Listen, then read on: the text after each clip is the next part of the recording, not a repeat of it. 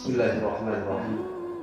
الحمد لله رب العالمين، والصلاة والسلام على سيد الأنبياء والمرسلين محمد بن عبد الله الأمين وعلى آله وأصحابه وأتباعه وأزواجه وذرياته وأهل بيته أجمعين. أما بعد، فأعوذ بالله من الشيطان الرجيم. بسم الله الرحمن الرحيم. ما أصابكم من مصيبة فبما كسبت أيديكم ويعفو عن كثير. صدق اللہ العلی العظیم. محترم بزرگوں، دوستوں اور عزیز بھائی، انسان جو بھی عمل کرتا ہے تو وہ دو حال سے خالی نہیں ہوتا. یا تو وہ گناہ ہوتا ہے یا تو وہ نیکی ہوتا ہے. فرق یہ ہے کہ جو عمل اللہ تبارک و تعالیٰ کے حکم کے مطابق ہو، نبی کریم صلی اللہ علیہ وآلہ وسلم کی سنت کے مطابق ہو تو وہ عمل نیکی ہے، اور جو عمل اللہ کے حکم کے خلاف ہو اور سنت سے روگردانی کرنے والا عمل ہو تو یہ گناہ ہے. گناہ کی اپنی ایک تاثیر ہے، نیکی کی اپنی ایک تاثیر ہے. گناہ کرنے سے زندگیوں میں جو ہے بے چینی اور بےتابی آتی ہے، نیکی کرنے سے انسان کی زندگی میں سکون آتا ہے. گناہ سے انسان کی زندگی میں بے برکتی آتی ہے، اور نیکی کرنے سے انسان کی زندگی میں برکت آتی ہے. گناہ کرنے سے اللہ تبارک و تعالیٰ ناراض ہوتے ہیں، نیکی کرنے سے اللہ تبارک و تعالیٰ خوش ہوتے ہیں. گناہ کرنے سے انسان ناکام ہو جاتا ہے، نیکی کرنے سے انسان کامیاب اور بامراد ہو جاتا ہے. گناہ کرنے سے انسان جہنم کا مستحق ہو جاتا ہے، اور نیکی کرنے سے انسان جنت کا حقدار ہو جاتا ہے. گناہ کی مثال ہمارے اکابر اس طرح دیتے ہیں کہ گناہ جسم کے اندر ایک کینسر کے مرض کی طرح ہے. کہ کینسر کا جو مرض اگر کسی کو لاحق ہو جائے تو اس کا ایک ہی حل ہے، اس کا ایک ہی علاج ہے، اور وہ یہ ہے کہ اس کو جسم سے آپریشن کر کے سیپریٹ کر دیا جائے، اس کو علیحدہ کر دیا جائے. اگر نہیں کیا جائے گا تو اس کا نتیجہ یہ ہوگا کہ وہ کینسر کا مرض پورے جسم کے اندر پھیل جائے گا، جس کا نتیجہ یہ نکلے گا کہ انسان جو ہے موت کے منہ کے اندر چلا جائے گا.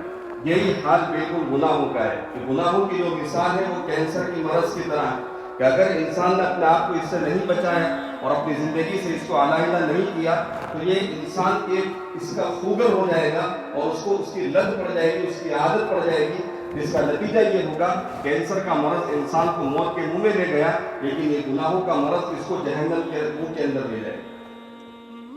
تو شروع میں انسان کو جب گناہ کی عادت ہو جاتی ہے تو اس کا چھوڑنا بہت آسان ہوتا ہے. ابتدا میں گناہ کا چھوڑنا بہت آسان ہے، لیکن جب وہ اس کی عادت اس کا خوگر ہو جاتا ہے تو اس کا چھوڑنا مشکل ہو جاتا ہے. اس کی مثال ایسی ہو جاتی ہے کہ شروع میں انسان جو گناہ کرتا ہے وہ کچے دھاگے کی مانند ہوتی ہے، اور ابتدا میں اس کا مثال جو ہے کچے دھاگے کی مانند ہے، اور انتہا میں اس کی جو مثال ہے وہ جہاز کے لنگر کی طرح مضبوط ہو جاتی ہے.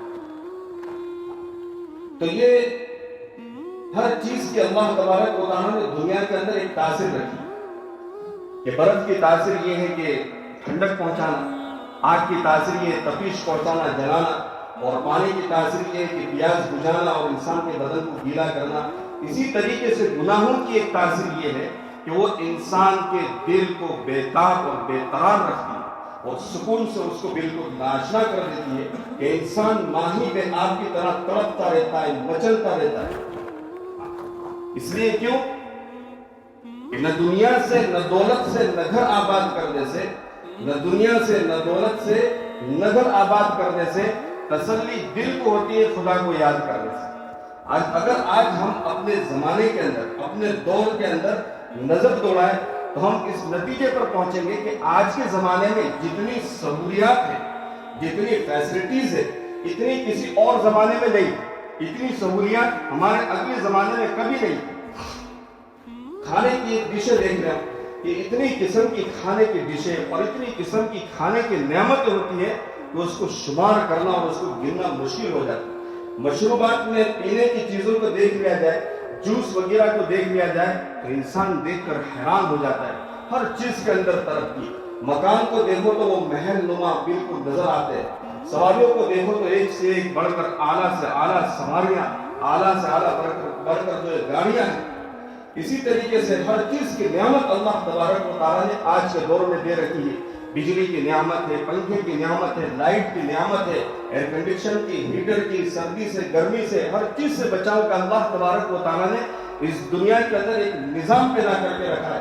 ہوا اور ریل سفر کی نعمت ہے، ہوائی جہازوں کا نظام ہے، ریل گاڑیوں کا ایک نظام ہے. تو آج کے زمانے کے اندر جتنی سہولیات ہیں پچھلے زمانے میں کبھی اتنی زیادہ سہولیات نہیں تھی۔ آج کے دور کے اندر جتنی ترقیات ہو رہی ہیں اتنی ترقیات پچھلے زمانے میں کبھی نہیں ہوئی تھی۔ اس کے باوجود اس کے ساتھ ساتھ یہ کہنا بھی ہمارا فرض ہے کہ آج کے زمانے کے اندر انسان جتنا پریشان ہے اور جتنا ڈپریشن کا اور ٹینشن کا شکار ہے اتنا کسی اور زمانے کے اندر کسی اور ڈپریشن کا اور اس کا شکار نہیں۔ کیوں کہ ان ساری چیزوں سے ان ساری سہولتوں سے جو ہے دلوں کو سکون ملنے والا نہیں۔ یہ چیزیں سکون کے لیے نہیں، یہ چیزیں تو ضرورت کے لیے کہ اللہ تبارک و تعالیٰ نے ان کو ضرورت کے لیے پیدا کیا۔ اور یہ جو دو لفظ ہے جو آج کل زبانوں پر بہت زیادہ عام ہے، ٹینشن اور ڈپریشن، یہ جو ہے انگریزی لفظ ہے، اس کا اردو کے اندر ہم معنی کوئی لفظ ہی نہیں۔ اردو کے اندر اس کا کوئی ہم معنی لفظ نہیں۔ کیوں؟ اس لیے کہ یہ خارجی لفظ ہے، یہ باہر کے لوگوں سے آئے ہوئے یہ الفاظ ہے۔ ہمارے بزرگوں کی زندگی کے اندر یہ کوئی اس قسم کی کوئی چیز ہی نہیں تھی، اس لیے اس کی کوئی الفاظ تجویز نہیں کیے، اس کے کوئی الفاظ پیدا نہیں کیے، جس کی وجہ سے سمجھ میں یہ آیا کہ یہ جو ہے یہ ساری چیزیں باہر کی زندگیوں کے ساتھ کہ انسان جو ہے اللہ تبارک و تعالیٰ کو بھول گیا، انسان گناہوں کا اتنا عادی ہو گیا ہے، اتنا عادی ہو گیا ہے کہ وہ دنیا کے اندر اپنے آنے کا مقصد ہی بھول گیا۔ کہ انسان گناہ کرتا ہے، کتابوں میں آتا ہے اللہ تبارک و تعالیٰ سب سے پہلے 3 چیزوں میں سے اس کی برکتیں نکالی، 3 چیزوں میں سے اس کی برکتیں چھین لیتے۔ سب سے پہلی جو چیز ہے وہ صحت ہے کہ اللہ تبارک و تعالیٰ صحت میں سے، تندرستی میں سے برکت کو ختم کر دے۔ نتیجہ کیا ہوگا؟ خود بھی بیمار، اگر خود اچھا ہوا تو بیوی بیمار، بیوی ٹھیک ہو گئی تو بچے بیمار، اس کے اسپتال کے چکر جو ہے لگتے رہیں گے۔ کیا ہوا کہ اللہ تعالیٰ نے صحت میں سے برکت کو ختم کر دیا۔ اسی طریقے سے دوسری جو چیز ہے جس میں سے برکت ختم ہو جاتی ہے وہ یہ ہے رزق، کہ آدمی رات دن محنت کر رہا ہے، انتھک کوشش کر رہا ہے، اور ایسا نہیں کہ وہ خود ہی محنت کر رہا ہے، اس کے گھر کے سارے افراد اس کے پیچھے لگے ہوئے، کوئی نوکری کر رہا ہے، کوئی تجارت کر رہا ہے، کوئی جو ہے مزدوری کر رہا ہے، اور کوئی پتہ نہیں کیا کر رہا ہے، اس کے باوجود جو ہے گھر کے خرچے پورے نہیں ہوتے۔ کیا ہوا ہے کہ رزق میں سے برکت ختم ہو گئی۔ اسی طریقے سے اللہ تبارک و تعالیٰ وقت میں سے، ٹائمنگ میں سے برکت کو ختم کر دیا کہ انسان سوچتا ہے، کوشش کرتا ہے کہ آج کے جو میرے کام ہے وہ کیسے بھی کر کے، کچھ بھی کر کے، ایڑی چوٹی کا زور لگا کر آج کے دن میں یہ کام جو ہے پورے کر لوں گا اور اس کو انجام تک پہنچا دوں گا۔ لیکن کیا ہوتا ہے، کام سارے کے سارے اس کے دھرے کے دھرے رہ جائے، کام سمجھتا ہی نہیں۔ کیوں کہ اللہ تبارک و تعالیٰ نے ان 3 چیزوں میں سے اس کی برکت کو ختم کر دیا۔ کیوں ختم کر دیا؟ اس کے گناہوں کی وجہ سے۔ اور دوسرا اس کا نتیجہ کیا ہوتا ہے کہ جب بھی انسان، جیسے کہ حضرت فضیل ابن عیاض رحمۃ اللہ علیہ، کہ بہت بڑے علامہ اور بہت بڑے اللہ کے ولی گزرے ہیں، ان کے بارے میں لکھا ہے کہ انہوں نے فرمایا کہ جب بھی میں نے اپنے رب کی نافرمانی کی، جب بھی میں نے اللہ کے کسی امر کو، کسی حکم کو توڑا، تو میں نے اس کا ریئیکٹ جو ہے، اس کا اثر جو ہے اپنے ماتحتوں کے اندر میں نے محسوس کیا۔ کہ انسان اللہ کی نافرمانی کرے گا تو فوراً اس کا جو ہے اثر اس کو پہنچنا ہی، اس کا ریئیکشن اس کو ہونا ہی ہے۔ وہ فرماتے ہیں کہ میں یہاں پر اللہ کی نافرمانی کر رہا ہوں تو گھر میں آ رہا ہوں، میں اپنی بیوی کو حکم دے رہا ہوں، بیوی میری نافرمانی کر رہی ہے، بچے جو ہے میری بات نہیں مان رہے، نوکروں کو میں نے حکم دیا، غلاموں کو حکم دیا کہ میرا یہ کام کر دو تو غلام جو ہے میری سنتے نہیں، حالانکہ میرے نوکر ہے، میرے غلام ہے۔ میں سواری پر جانور پر سوار ہوا کہ مجھے اپنی منزل تک پہنچا دے، تو یہ سواری پر سوار ہو کر جانور جو ہے مجھے اپنی منزل تک نہیں پہنچا۔ کیوں کہ میں نے یہاں پر اللہ تبارک و تعالیٰ کی نافرمانی کی۔ اللہ تبارک و تعالیٰ ان ساری چیزوں کو اللہ تبارک و تعالیٰ نے میرا نافرمان کر دیا کہ اس کے بنتے ہوئے کاموں کو اللہ تبارک و تعالیٰ بگاڑ دیا، تو اس کے کام بن رہے ہوتے ہیں اور وہ کوشش کر رہا ہوتا ہے، لیکن پھر بھی نتیجہ کچھ نہیں نکلتا، کیونکہ اس نے اللہ تبارک و تعالیٰ کو ناراض کیا۔ تو اس کی وجہ کیا ہے؟ اس کا حل ایک ہی ہے، اور وہ حل کیا ہے؟ جناب نبی کریم صلی اللہ علیہ وآلہ وسلم نے فرمایا من اصلح ما بینہ و بین الناس اصلح اللہ تبارک و تعالی بینہ و بین اللہ، کہ جو بھی شخص، جو بھی انسان اپنے معاملات کو اپنے تعلقات کو جو اس کے اور اس کے رب کے درمیان ہے، جو خالق اور مخلوق کے درمیان ہے، جو حاکم اور محکوم کے درمیان ہے، جو ایک آقا اور غلام کے درمیان ہے، اگر وہ اپنے ان تعلقات کو استوار کر دے گا، مضبوط کر دے گا اور اس کو صحیح کر دے گا، اللہ تبارک و تعالیٰ اس کی دنیا کے تمام معاملات کو حل کر دے گا۔ آج ہم کسی کی ظاہری خوشحالی کو دیکھ کر یہ اندازہ نہیں لگا سکتے کہ یہ آپ کے تمام مسائل سے پاک، یہ اس کو کوئی تکلیف نہیں ہے، اس کو زندگی میں کوئی مسئلہ نہیں ہے۔ ہم کسی کی بھی ظاہری خوشحالی کو دیکھ کر یہ نہیں کہہ سکتے۔ ہر انسان پریشان، ہر طبقے والا پریشان ہے، اس کی پریشانی وہی جانتا ہے، اس کا رب جانتا ہے۔ اگر ان پریشانیوں کو حل کرنا چاہتے ہیں، اللہ تبارک و تعالیٰ نے ہمیں ایک مبارک راستہ، وہ کیا ہے کہ ہم اپنے اللہ کو پائیں۔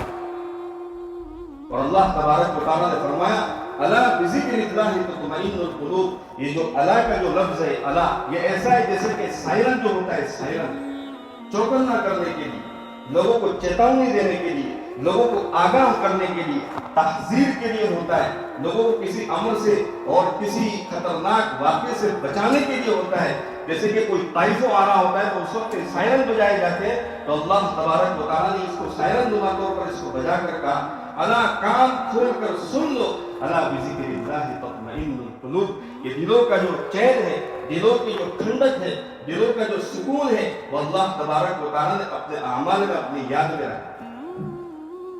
ورنہ میں انسان کیا ہوگا، اسی ہی بالکل ماہی بیاب کی طرح تڑپتا رہے گا، مچلتا رہے گا، سسکتا رہے گا، چلتا رہے گا، کڑتا رہے گا، گھٹتا رہے گا،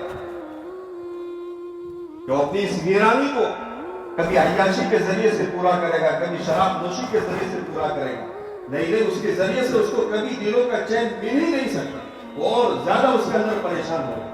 اللہ تبارک و تعالیٰ نے ایک ہی حل، ایک ہی اس کا راستہ بتایا پیارے نبی کریم صلی اللہ علیہ وآلہ وسلم کی مبارک زبان سے، من اصلح ما بینہ وبین اللہ تبارک و تعالی اصلح اللہ تبارک و تعالی بینہ وبین الناس۔ کسی نہ کسی انسان کا کوئی مسئلہ ہے، کبھی معاش کا مسئلہ ہے، کبھی گھریلو مسئلہ ہے، کبھی ویزے کا مسئلہ ہے، کبھی تجارت کا مسئلہ ہے، کبھی نوکری کا مسئلہ ہے، کبھی اڑوس پڑوسیوں کا مسئلہ ہے، کاروبار کا مسئلہ ہے۔ یہ دنیا کے اندر مسائل اور مسائل کے اندر گھری ہوئی اس کی ایک زندگی،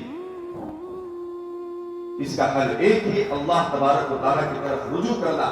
اللہ تبارک و تعالیٰ نے فرمایا وَأَنِيبُوا إِلَىٰ رَبِّكُمْ وَأَسْلِمُوا لَهُ مِنْ قَبْلِ أَنْ يَأْتِيَكُمُ الْعَذَابُ ثُمَّ لَا تُنصَرُونَ، کہ میرے بندو آ جا، متوجہ ہو جا، اپنی زندگی سے یو ٹرن لے لو، واپس اللہ تبارک و تعالیٰ کی طرف متوجہ ہو جا، وَأَنِيبُوا إِلَىٰ رَبِّكُمْ وَأَسْلِمُوا لَهُ، اور مان جاؤ اللہ تبارک و تعالیٰ کے احکام کے آگے اپنا سر تسلیم خم کر لو اور اس کے آگے سب کچھ جھکا دو۔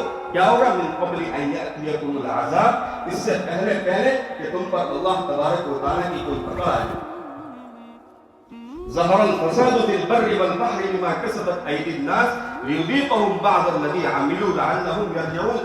اللہ تبارک و تعالیٰ قرآن پاک میں بار بار یہ فرما رہے کہ جتنی بھی مصیبتیں آ رہی ہیں، انفرادی طور پر ہو، اجتماعی طور پر ہو، علاقائی طور پر ہو، ملکی سطح پر ہو یا بری طور پر ہو، بحری طور پر ہو، اس کے جتنے بھی جو ریزن ہے، اس کے جتنے بھی اسباب ہیں، اس کی جتنے بھی وجوہات ہیں، وہ ایک ہے، وہ یہ ہے کہ تمہارے بدعمالیاں اور نافرمانیاں ہیں، اور اس کا حل کیا ہے؟ اس کا حل یہ ہے رجوع الی اللہ لعلہم یرجعون۔ ایک اللہ کے آگے اپنی پیشانی کو جھکا دینا، ایک اللہ کے آگے اپنے ماتھے کو ٹکا دینا، یہی سارے مسئلے کا حل ہے۔ مشائخ نے کتابوں کے اندر لکھا ہے کہ اللہ تبارک و تعالیٰ جو گناہ دیتے ہیں، جو گناہ پر جو سزا دیتے ہیں، وہ سزا کی تین شکلیں، تین مختلف طریقوں پر اللہ تبارک و تعالیٰ بندوں کو سزا دیتے ہیں۔ پہلی شکل کیا ہے؟ نقد، نکیر جس کو کہتے ہیں، نقد سزا۔ ما اصابکم من مصیبت فبما کسبت ایدیکم ویعفو عن کثیر۔ یہاں بیٹے نے کوئی ایسی ابھی جو بچے نے بڑی کوئی گالی بول دی بڑی محفل کے اندر، تو باپ نے جو اس کو فوراً تھپڑ لگا، فوری طور پر اس کو سزا دی۔ کہ بندہ اگر کوئی ایسا گناہ کر دیتا ہے، کچھ گناہ ایسے ہیں کہ جس کی سزا فوری طور پر اللہ تبارک و تعالیٰ دیتا ہے، تو اس کو کہتے ہیں نقد سزا، نکیر جس کو کہتے ہیں۔ ایک ہے تاخیر، کہ اللہ تعالیٰ جو اس کو جو گناہ کیے اس کو کچھ سالوں کے بعد، کچھ مہینوں کے بعد اس کو سزا دیتے، لیکن دیتے ہیں اگر اس نے توبہ نہیں۔ اور ایک یہ خفیہ تدبیر، کہ آدمی یہ پریشان یہ سوچتا رہتا ہے اور یہ شکایتیں کرتا رہتا ہے کہ حضرت ڈیل ہوتے ہوتے رہ جاتی ہے، کہ سودا ڈن ہوتے ہوتے رہ جاتا ہے، 4 कंटेनर से, 2 वहां पर खड़े हैं, 2 यहाँ पर खड़े, एक वहां पर खड़ा है, अभी तक कोई उसका कोई नतीजा ही नहीं निकला। घर के अंदर 3-3 जवान बच्चियां हैं लेकिन रिश्ते नहीं आ रहे। इसकी वजह क्या है? इसकी वजह यही है कि अल्लाह तबारक व तआला को राजी करना। हमने कोई ऐसा गुनाह किया है, हम तो भूल जाते, हमें याद नहीं रहता गुनाह करने के बाद, क्योंकि इंसान निस्यान से बना हुआ है, तो इंसान भूल जाता है गुनाह करने के बाद। उसे याद नहीं रहता कि उसने कल क्या किया, उसने कल क्या गुलशन पे बुलाए थे, इंसान भूल जाता है। लेकिन वहां लिखने वाले लिख रहे और अल्लाह तबारक व तआला की नजरों वाली आंखें देख रही, तो जिसकी वजह से उसको सजा मिलती रहती। तो ये गुनाह की जो लज्जत होती है, गुनाह की जो लज्जत, जो तलज्जुज और जो तलत्तुफ जो होता है, और जो ये खुशी जो होती है गुनाह की, महज 30 सेकंड पर मुश्तमिल होती है। 30 सेकंड, उससे ज्यादा नहीं होती। 30 सेकंड, 40 सेकंड, उससे ज्यादा नहीं, सेकंडों के अंदर मुश्तमिल होती है। लेकिन वो लज्जत खत्म हो जाती है और गुनाह बाकी रह जाता है। हजरत मुफ्ती शफी साहब रहमतुल्लाह अलैह ने अपनी तफसीर में मारिफुल कुरान में बड़ी जबरदस्त बात लिखी है। मैया अमल सु अय्यूब ज़बी की तफसीर में कि जो भी बंदा गुनाह करेगा अल्लाह ताला जो इसको सजा देगा, और सजा क्या है? जहन्नम की आग के अंदर जलना है। तो तफसीर में फरमाते हैं कि आग में जलने की जो है 2 किस्में, आग 2 किस्म की होती है, एक तो दुनिया की आग है और एक जहन्नम की आग है। दुनिया की आग ये है कि आदमी नदामत करे, आदमी अंदर ही अंदर कूदता रहे, ये मेरा रब मुझसे ये गुनाह हो गया, न चाहते हुए जानकर अनजान कर मुझसे ये खता हो गई। तो वो इस नदामत की आग के अंदर अगर अपने आप को जलाएगा, अल्लाह तबारक व तआला उसको जहन्नम की आग से फिर क़यामत में बचाए। इसलिए जरूरी है हम अपने गुनाहों पर इस्तिग़फ़ार करें, अपने गुनाहों वाली जिंदगी पर नादिम हो, और इन सारी बातों को सामने रखते हुए हमारे इस मरकज के अंदर, इस मस्जिद के अंदर छुट्टियों का एक मौसम का एक जो वक्त चल रहा है, उसका फायदा उठाते हुए यहाँ पर एक जोड़ मुनाकिद किया गया, एक छोटा सा इज्तिमा यहाँ पर रखा गया। अपने औकात को खाली करना है, जो मगरिब बाद से शुरू होगा और इशा बाद भी इंशाअल्लाह उसके सिलसिले में तफसीलन बात होगी। तो हम खुद अपने आप को यहाँ पर पहुँचाना है फिक्रों के साथ, और उसी के साथ साथ दूसरों को भी हमें दावत देनी है। जो हमारे दोस्त अहबाब है, जो हमारे रिश्तेदार है, हम उनको लेकर आएंगे। पता नहीं किसकी हिदायत अल्लाह तबारक व तआला ने कहाँ छुपा कर रखी है कि हम में से कोई नहीं जानता। हज़रत मौलाना उमर साहब पालनपुरी रहमतुल्लाह अलैह फरमाया करते थे कि एक आम का जो पेड़ होता है, उसकी जो गुठली होती है, गुठली, उस गुठली के अंदर कितने लाखों करोड़ों आम के पेड़ छुपे हुए होते हैं, किसी को नहीं मालूम होता है। तो हम में से किसी को नहीं मालूम कि अल्लाह तबारक व तआला ने किस इंसान के लिए इन मुल्कों की हिदायतों को छुपा कर रखा है। हम किसी को लाएंगे या अपने आप को लाएंगे, हमारी हिदायत यहाँ लिखी होगी, अल्लाह ताला हमें भी सरफराज कर देगा, हमारी दुनिया भी बन जाएगी, हमारी आखिरत भी बन जाएगी, और हमें उसका एहसास भी देगा। तो करेंगे सारे साथी इंशाअल्लाह। अल्लाह ताला आप सबको तौफीक अता फरमाए। वाह